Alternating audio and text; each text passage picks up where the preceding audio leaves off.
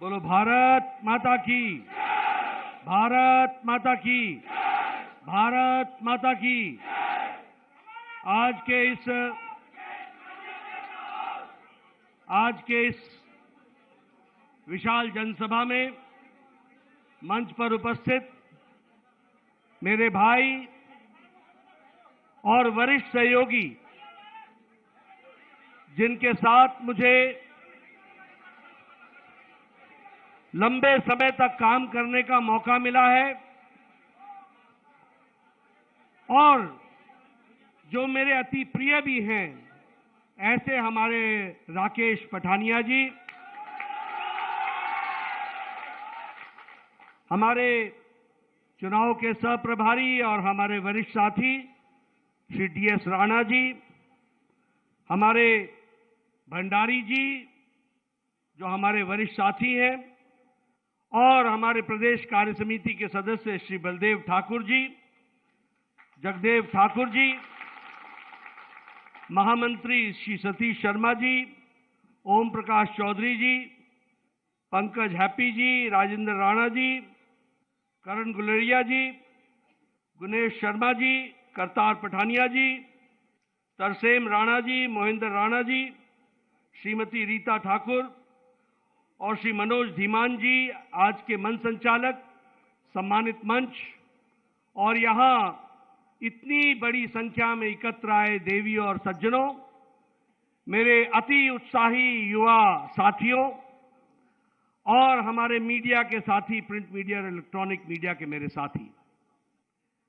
मैं चुनावी जनसभा में आया हूं। आपके नारे और आपकी तालियों की गड़गड़ाहट सुन रहा था। राजनीति को मैं तालियों की गड़गड़ाहट से ही पहचान लेता हूं।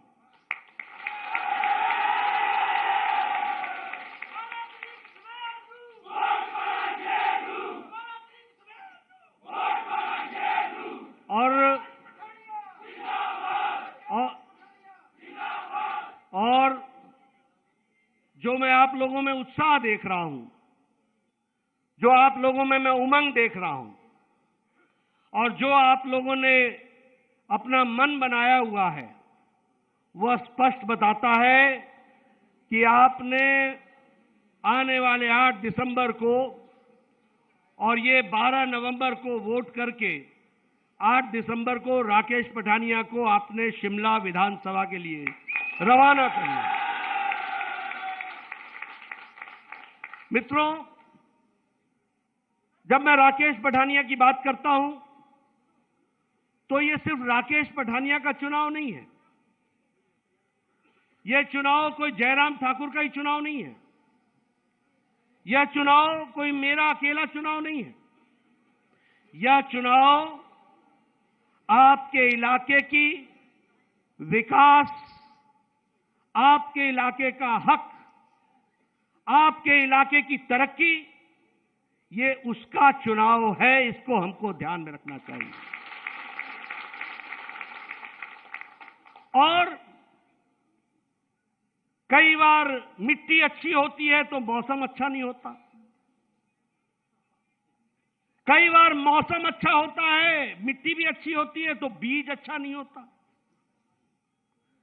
कई बार मौसम भी अच्छा होता है, मिट्टी भी अच्छी होती है और किस्म भी अच्छी होती है, लेकिन उसी समय कोई न कोई परिस्थितियां विपरीत खड़ी हो जाती हैं, तब भी हम फल अदा नहीं कर पाते। लेकिन जैसा कि मेरे युवा साथी ने कहा, इस बार मौसम भी है, मिट्टी भी ठीक है, वातावरण भी ठीक है।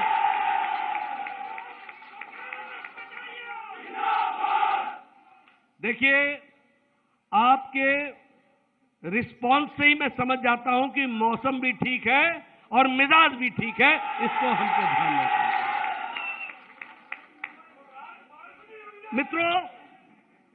मित्रों, ये एक ऐसी परिस्थिति है, ये एक ऐसी परिस्थिति है जब भारत के यशस्वी प्रधानमंत्री श्री नरेंद्र मोदी जी हैं। ये एक ऐसी परिस्थिति है जब भारत के प्रधानमंत्री नरेंद्र मोदी सिर्फ नरेंद्र मोदी जी नहीं है, वह हिमाचल के विशेष प्रेमी भी हैं। उनको हिमाचल से लगाव है, उनको हिमाचल से प्रेम है। मैं क्या क्या घटना सुनाऊं। कल मैं गुजरात के चुनाव के टिकटों के आवंटन के लिए मैं दिल्ली गया था। एमसीडी का चुनाव भी था, उसके लिए भी मैं दिल्ली था। तो वहां चर्चा चल रही थी, प्रधानमंत्री जी के कार्यालय से चर्चा हुई थी और G20 के जो ऑफिशियल्स हैं, जो हमारे यहां साल भर G20 दुनिया के 20 प्रमुख देश ग्रुप 20, उनके लिए जो तोहफे दिए जाने हैं उसमें कांगड़ा की पेड़ और हमारी कलाकृतियां होनी चाहिए जो हमको तोहफे में दे सके। ये छोटी सी घटना मैं क्यों सुना रहा हूं आपको? इसलिए कि दिल्ली दूर हो सकती है, लेकिन प्रधानमंत्री मोदी जी की नजरों में हिमाचल बहुत नजदीक है, दिल के नजदीक है। इसको भी हमको समझना चाहिए। चंबा आए थे, उनको वो डोरा, चोला डोरा वो दिया गया था और वो चोला डोरा उन्होंने कहा था कि मैं किसी पवित्र स्थान पर इसको पहनूंगा जहां ठंड होगी। और पहली यात्रा उनकी केदारनाथ की हुई तो वो उन्होंने चोला डोरा पहन करके गए और उन्होंने वो पूजा की। मित्रों, जब मैं कहता हूं कि ये राकेश पठानिया का चुनाव नहीं है, लेकिन ये राकेश पठानिया के माध्यम से हिमाचल की बेहतरी का चुनाव है। मैं जब डबल इंजन की सरकार की बात करता हूं तो सिर्फ कहने के लिए नहीं कहता हूं, और मैं सब लोगों से कहूंगा यार दूर दराज सुन लें, यह वोट वारला और पार्ले के बीच का वोट नहीं होता है। यह वोट मेरा और तेरे बीच का नहीं होता है। यह वोट मेरी स्वजाति और प्रजाति का नहीं होता है। यह वोट आपके आने वाले 5 साल हक और हुकूक का वोट होता है। उसको हमको ध्यान में रखना चाहिए।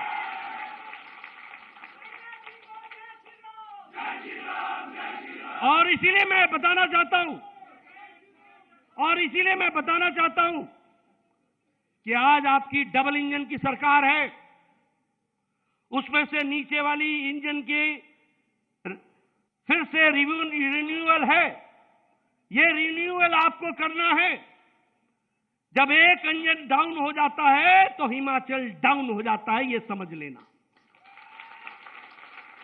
और फिर मैं कहने के लिए नहीं कह रहा हूं, अटल जी ने हम लोगों को इकोनॉमिक पैकेज दिया था। सारी दुनिया की इंडस्ट्री, दवाइयों की इंडस्ट्री बंबई छोड़ के, महाराष्ट्र छोड़ के, गुजरात छोड़ करके बद्दी में आकर के बसी थी। बद्दी में आकर के अटल जी ने दिया था।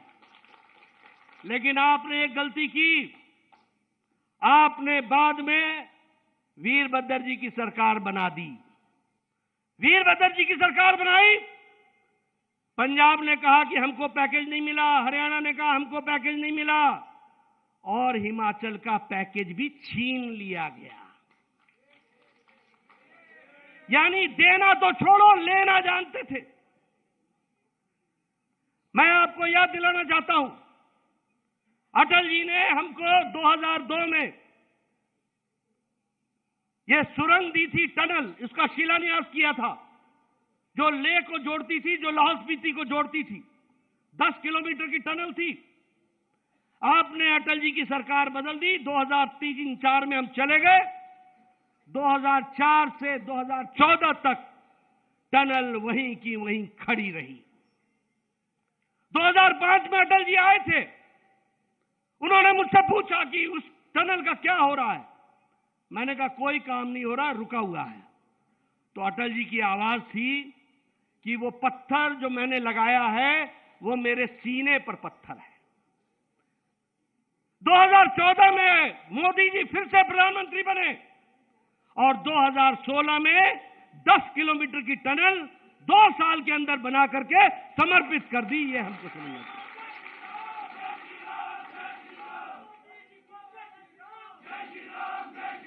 इसलिए अगर मिट्टी अपना हक अदा नहीं करती तो अच्छे किस्म का पौधा भी सूख जाता है।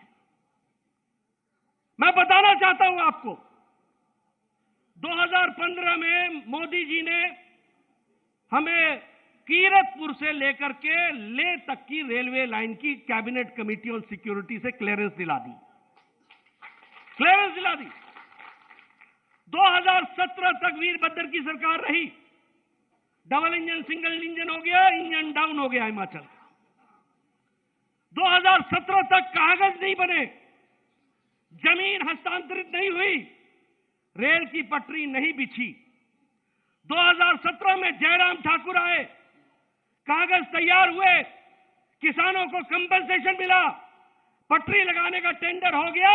2024 तक रेल बिलासपुर तक पहुंच जाएगी। ये डबल इंजन का फर्क होता है। आपने डबल इंजन रखी 5 साल के अंदर, जिसमें 2 साल कोरोना भी आता है, यानी 3 साल के अंदर एक all India institute of medical sciences बनकर के तैयार हो गया। और ये डबल इंजन की देन हो गई। ये हमको समझना चाहिए। बताइए, आया कि नहीं आया एम्स? मिला कि नहीं मिला एम्स? अब किसी को पीजीआई नहीं जाना पड़ेगा, अब इलाज हिमाचल में होगा। और अगर और भी जल्दी इलाज कराना होगा तो ऊना के सैटेलाइट सेंटर में भी, आपका पीजीआई के सैटेलाइट सेंटर में भी इलाज हो जाएगा। सरकारी इलाज होगा, मुफ्त इलाज होगा। हमारा हाइड्रो इंजीनियरिंग कॉलेज था, धूमल जी मुख्यमंत्री थे, मैं मंत्री था, मैं हाइड्रो इंजीनियरिंग कॉलेज लेके आया। वीरभद्र जी की सरकार आ गई, बाली साहब मेरा हाइड्रो इंजीनियरिंग कॉलेज ही लेकर के चले गए और शेड में चला दी कॉलेज, शेड में। मैंने कहा क्या कर रहे हो? 340 करोड़ रुपए लेके आया हूं, बिल्डिंग बनाओ। बोले नहीं बनाना है। मैं दिल्ली गया, अपने एमपी मेरे को बनाया। दिल्ली वालों ने कहा कि हम तो चाहते हैं कि हाइड्रो इंजीनियरिंग कॉलेज बन जाए, पर वीरभद्र जी नहीं चाहते। मैंने उनसे कहा, न तुम रहोगे न वीरभद्र रहेंगे, मेरा हाइड्रो इंजीनियरिंग कॉलेज वहीं बनेगा और बंद करके रहेगा। ये सारी बातें मैं आपको इसलिए बता रहा हूं, इसका संबंध सिर्फ इतना है कि अगर राकेश को चुनते हो तो बगीचे के सही माली को चुनोगे। अगर गलत माली को चुन लिया तो बगीचा उजड़ जाएगा। इसको भी याद रखना।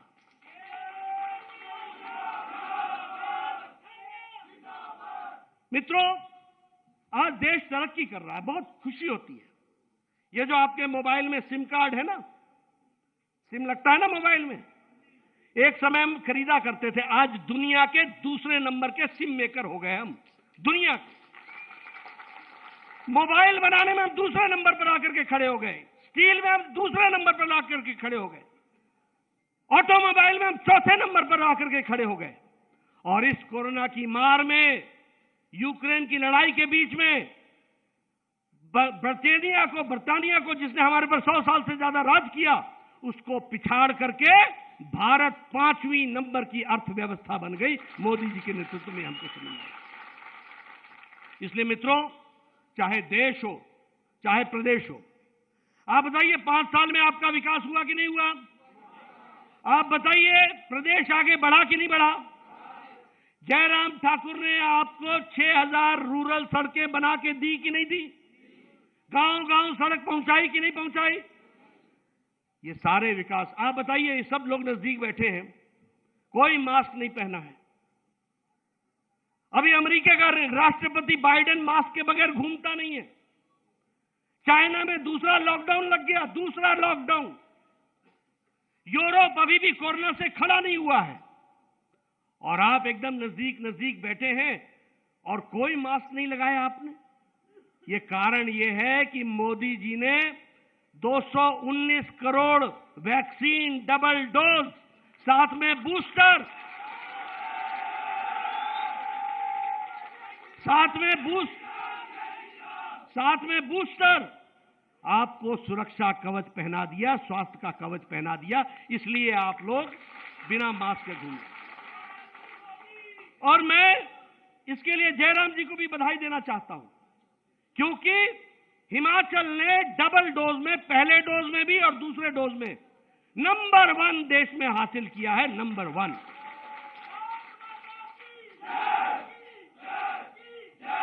मैं जब ये सारी बातें करता हूं तो मैं जब डबल डोज की बात करता हूं तो आप याद करो, कहां डोडरा कवार, कहां छोटा बंगाल, कहां बड़ा बंगाल, कहां मलाना, कहां किन्नौर का ठांगी, कहां लाहौल स्पीति के दूर दराज के गांव, सभी जगह टेम्परेचर को बचाकर, उसी टेम्परेचर में वैक्सीन पहुंचाकर 2-2 बार लोगों को लगा करके सुरक्षा कवच पहुंचाया गया। मित्रों, इसीलिए मैं आपसे ये कहने आया हूं, अब यहां हमारी महिला शक्ति बैठी हुई है और उन लोगों ने बहुत दृष्टि से सारी बातों को सुना है, समझा है, लेकिन मैं यहां ये कहना चाहूंगा कि प्रधानमंत्री जी ने इस कोरोना काल में और आज दिन तक 80 करोड़ की जनता को 5 किलो गेहूं या 5 किलो चावल, 1 किलो दाल पहुंचाया है कि नहीं पहुंचाया है? 80 करोड़ की जनता को। और हिमाचल प्रदेश में 28 लाख लोगों को आज भी 5 किलो गेहूं या 5 किलो चावल मिल रहा है। क्या है उद्देश्य? कोई भूखा न रहे। बताइए, अन्न पहुंचा है कि नहीं पहुंचा है? मैं पीछे से सुनना चाहता हूं, अन्न पहुंचा है कि नहीं पहुंचा है? आप बताइए, आपको प्रधानमंत्री किसान सम्मान निधि मिल रही है कि नहीं मिल रही है? मिल रही है कि नहीं मिल रही है?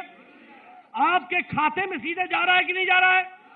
कोई बिचौलिया नहीं है, किसी को बीच में नहीं देना पड़ता है।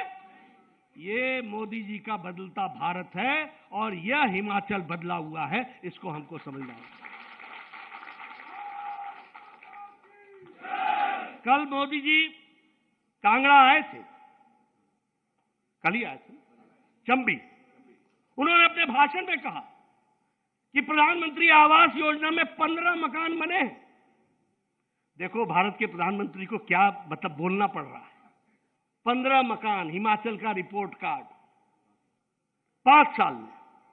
और मोदी जी ने 10,000 से ज्यादा की सैंक्शन दे दी, 8,000 से ज्यादा बन गए। अब मुझे जब मैं सुना तो मुझे अपने दिन याद आ गए। मैं एमएलए होता था 93, 94, 95, 96, 98, 2003, 4, 7, मैं 2010 तक रहा एमएलए। तो मेरा वीडियो आता था, बोलता था, साहब आपको इंदिरा आवास योजना में 1 मकान मिला है, बताइए 2 पंचायतों में किसको दूं? मैं बोलता था, यार तू ही रख ले, मैं किसको दूंगा यार, कहां लड़ूंगा। ये भी दिन देखे। और आज कल मोदी जी ने बताया कि 8,000 बन चुके हैं और सभी आवास योजना को मिला दे तो जयराम जी ने 28,000 से ज्यादा मकान बना करके दे दिए। यह बदलती तस्वीर है। अगर मैं आयुष्मान भारत की बात करूं, मित्रों, ये वोट जो आप देते हो ना, ये दबाते हो बटन, ये बटन दबाने से क्या फर्क पड़ता है वो मैं आपको समझाना चाहता हूं। आपने मोदी जी को 2014 में जिताया, उनके आशीर्वाद से मुझे उन्होंने भारत का स्वास्थ्य मंत्री बना दिया। हमारे राकेश पठानिया आते थे, इधर बाईपास होना जी, 2 लाख दो। मैं बोलता था 1 लाख ले जाओ। ना नहीं, 2 चाहिए। इनका स्टंट लगना है, 1.5 लाख चाहिए। मैं कहता था अब जितना है बांटेंगे तो उतना ही जितना होगा, 75,000 ले जाओ। बोले मारना तुसी, बंदा मर जाएगा, 75,000 किसी काम का नहीं होगा। मैं भी सच बोलता था कि यार ये बात तो सही बोल रहे हैं, लेकिन लाए कहां से? क्योंकि मेरे पास लिमिटेड बजट था। मोदी जी को आपने यहां से बटन दबा करके आपने उनको प्रधानमंत्री बना दिया। उन्होंने मुझे कहा कि नड्डा कुछ बड़ा सोचो। तो मेरे को याद आई, तो मैंने कहा सर ऐसा है कि गरीब लोगों का इलाज नहीं हो पाता, अगर उनकी व्यवस्था हम कर सकेंगे 1 लाख 2 लाख का इंतजाम। प्रधानमंत्री जी ने कहा बड़ा सोचो, 2 नहीं 5 लाख करेंगे, लेकिन इंतजाम करो। और आयुष्मान भारत 6 महीने के अंदर मैंने स्कीम बनाई। 6 महीने कितने लोगों को जोड़ा? 10 करोड़ 74 लाख परिवार, 50 लाख लोग, 50 करोड़ लोग। 50 करोड़ लोग का मतलब होता है सारा अमेरिका, सारा यूरोप, सारा कनाडा, सब मिला लो तो मेरा आयुष्मान भारत बनता है। और मोदी जी ने कहा बहुत अच्छा काम हुआ है, चलो इसको हम जनता को समर्पित करते हैं।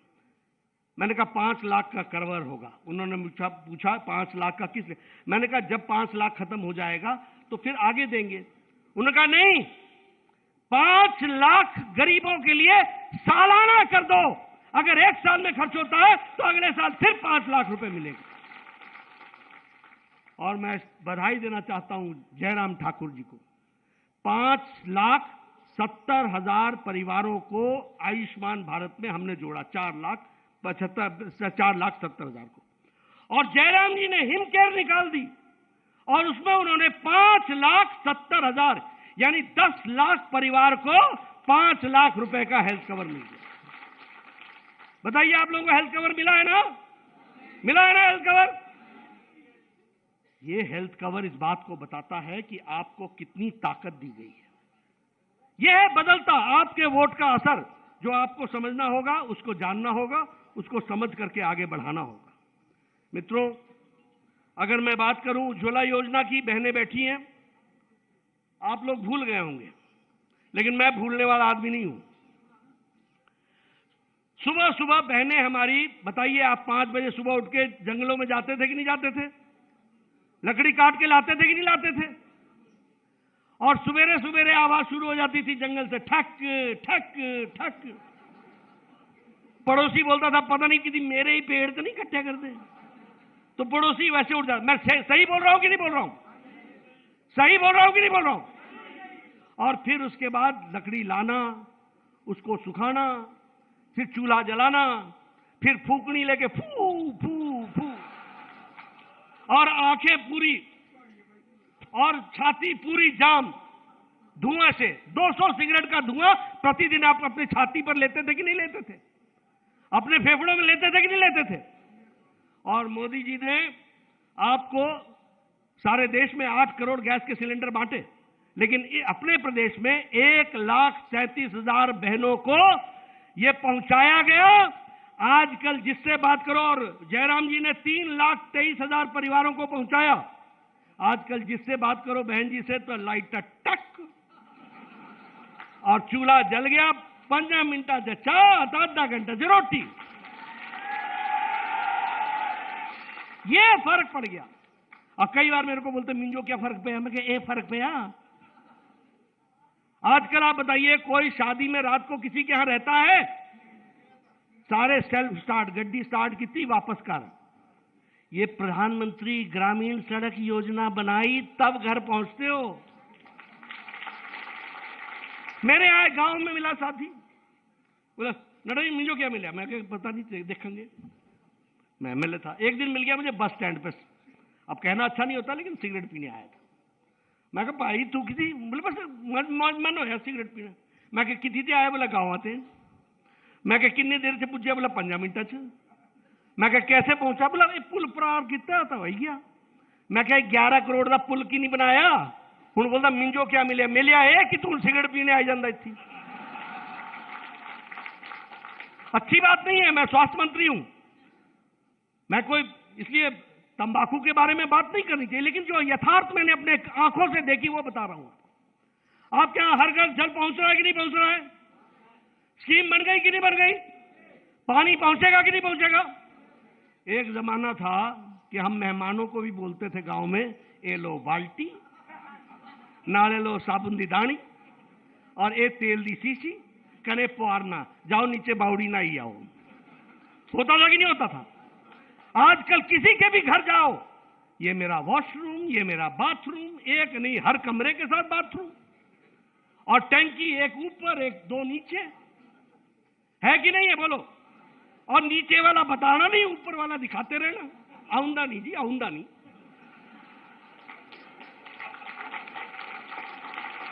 मैं गांव का आदमी हूं, मैं अंदर की बात बता रहा हूं कि नहीं बता रहा हूं? फिर मेरे को बोलो कि मिंजो क्या फर्क पया? ये फर्क पया कि ठीक जगह बटन दब्या ता जाके पानी आया, ता जाकर के दब्या।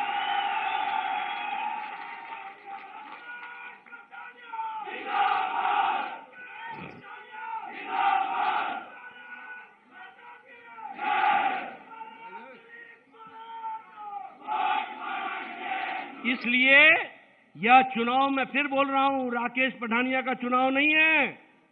इनके माध्यम से आपके फतेहपुर के बगीचे का चुनाव है। माली चुन लेना, ये आपको याद रखना होगा।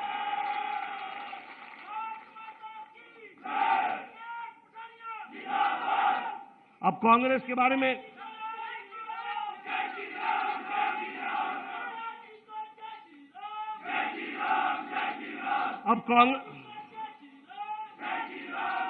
अब कांग्रेस के बारे में मैं क्या चर्चा करूं? कोई कांग्रेस का नेता खड़ा होकर के मेरी तरह अपना रिपोर्ट कार्ड रख सकता है क्या? रख सकता है क्या? हिमाचल में कोई नेता है जो बता दे कि उसने हिमाचल के लिए क्या किया, जो ये बता दे कि उसने इलाके के लिए क्या किया, जो ये बता दे कि उसने अपने गांव के लिए क्या किया? नहीं बता सकते। एक ही चीज बता सकते हैं, मैंने ये घोटाला किया, मैंने वो घोटाला किया, मैंने ये घोटाला किया।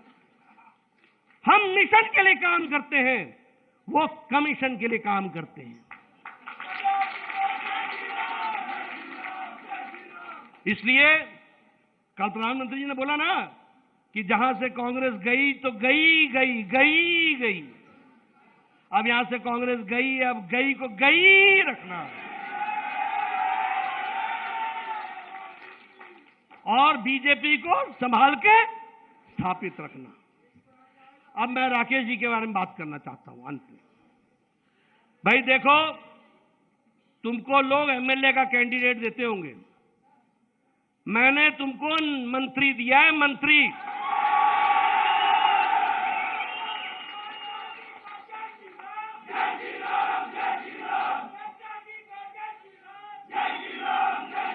और राकेश शेरदिल आदमी है। मैंने इनको सुबह बुलाया, ये रात भर सफर करके आए मेरे घर। मैंने कहा राकेश, मैंने एक बहुत फैसला लिया है। इन्होंने मुझसे पूछा क्या फैसला लिया है? मैंने कहा तुमको फतेहपुर जाना होगा और तुमको फतेहपुर लड़ना होगा। क्या आप कर सकोगे? इसका जवाब था कि आप मुझसे पूछ क्यों रहे हो?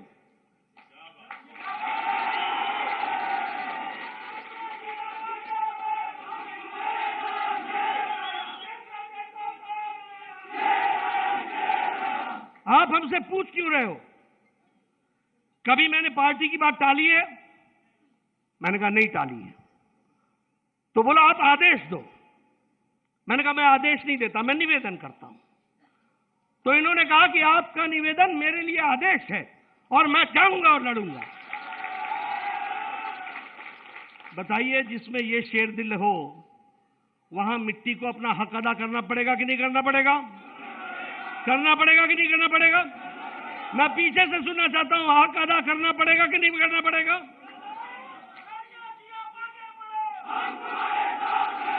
और फतेहपुर को ये कई बार कई लोग ऐसे ऐसे खड़े हो जाते, इससे छुट्टी पानी है कि नहीं? पानी है कि नहीं? पानी है। इलाके का विकास करना है कि नहीं करना है? आपने इनको आगे बढ़ाना है कि नहीं बढ़ाना है? आप इनको आगे बढ़ा दो, मैं और आगे बढ़ा दूंगा, ये आपको विश्वास दिलाता हूं।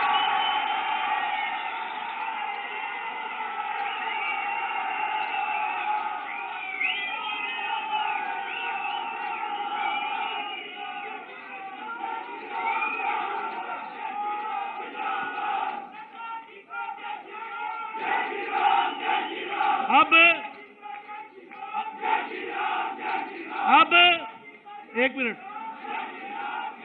अब अगले 2 दिन बड़े संभल के रहना।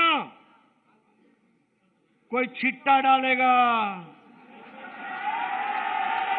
कोई कुछ डालेगा, रात भर पहरेदारी करना, ये दिने नहीं आउंदे। तुम्हारे पता है खेता राती कौन बढ़ दे, ये भी गांव से दिने नहीं आउंदे। रात को पहरेदारी रखना, 2 रातें हैं, अपने हक की रक्षा करना। 8 तारीख तक इनकी रक्षा आप करो, 12 तारीख तक इनकी रक्षा आप करो, 12 के बाद ये आपकी रक्षा करेंगे, ये आपको विश्वास है।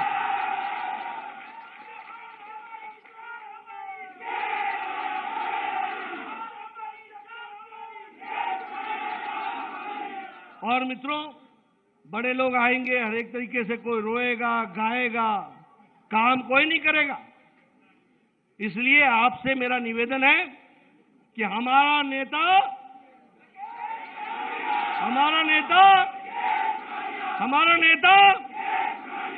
भाई, इनको आप आगे बढ़ाओ। 12 तारीख को सवेरे इष्ट देवता को याद करो, नहा धो करके निकलो, बड़ी संख्या में वोट डालो और अपना हक अदा कर दो। मिट्टी हक अदा कर देगी, बाकी हक मैं अदा कर दूंगा, ये आपको विश्वास है।